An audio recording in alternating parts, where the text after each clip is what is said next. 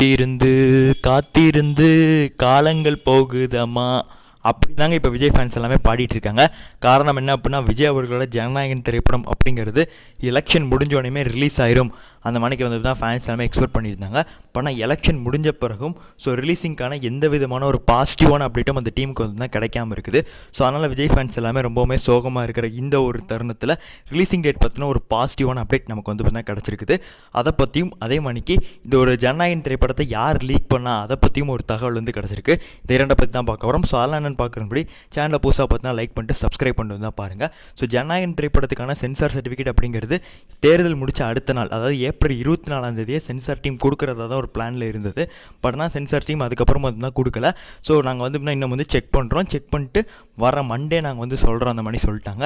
So April 27. So அன்றைக்கி தான் வந்து ஃபைனலாக உங்களுக்கு வந்து இந்த படத்தை ரிலீஸ் பண்ணலாமா வேண்டாமா, இன்கேஸ் ஏதாவது வந்து எடிட் பண்ணுற மாதிரி இருந்தால் அதையும் வந்து அவங்க வந்து சொல்லுவாங்க. ஸோ அதெல்லாம் சேஞ்சஸ் பண்ணி கொடுத்தாங்கன்னா கண்டிப்பாக அடுத்த வாரம் வெட்னஸ்டேக்குள்ளே உங்களுக்கு வந்து சென்சார் சர்டிஃபிகேட் ஜனநாயகன் டீம் கையில் இருக்க போகுது.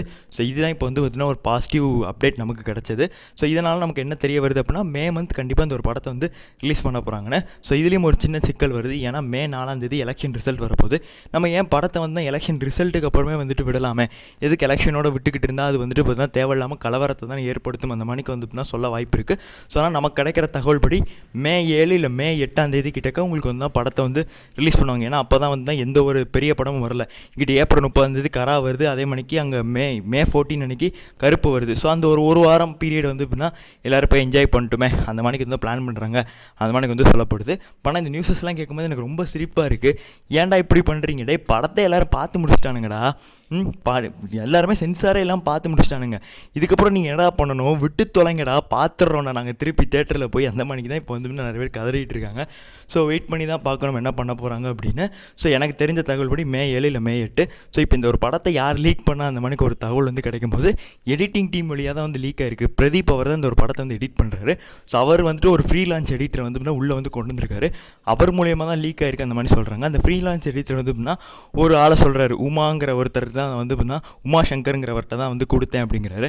அந்த உமாசங்கரை போய் கேட்டால் நான் இந்த மணிக்கு எதுவுமே செய்யலை. ஸோ அப்படி சொல்லி கோர்ட்டை போய் முன்ஜாமீன் கேட்குறாரு. இங்கே கேவின் என்ன பண்ணுறாங்க, அவர் முன்ஜாமீன் வந்து தடுங்கங்கிறாங்க.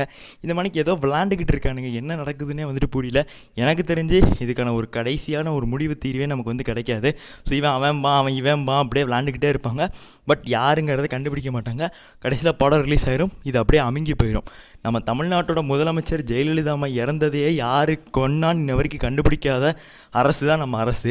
இதை கண்டுபிடிக்கவா போகிறானுங்க, இதுலேயும் கண்டெல்லாம் பிடிக்க மாட்டானுங்க, அவ்வளோதான். ஸோ படமாக ரிலீஸ் ஆனால் கொஞ்சம் என்ஜாய் பண்ணலாம், அதுதான் நம்மளோட கருத்து. ஸோ இதுக்கான ஃபைனல் தீர்ப்பு வராது. பட்னா ஒரு அதிர்ச்சி செய்துன்னா, பிரதீப் அவர்கள் இந்த ஒரு படத்துலேருந்து தூக்கியிருக்காங்க. இனிமேல் எடிட்டிங் பண்ண வேண்டாம்னு இது தற்காலிகமாக தான் பண்ணியிருக்காங்க இந்த மணிக்கு வந்துட்டு அவர் மூலயமா ரிலீஸ் ஆனதுனால. பட்னா எடிட்டிங்லாம் முடிச்சிட்டாரு, பட் தூக்கிட்டாங்க. ஸோ அது வந்துட்டு கொஞ்சம் வருத்தமான ஒரு செயல் தான். ஏன்னா இது அவரோட 25வது படம் வேறு. ஸோ அவரே வந்து ஒரு விஜயோட ஃபேன் பாய் தான், பட்னா இப்படி பண்ணிட்டாரு.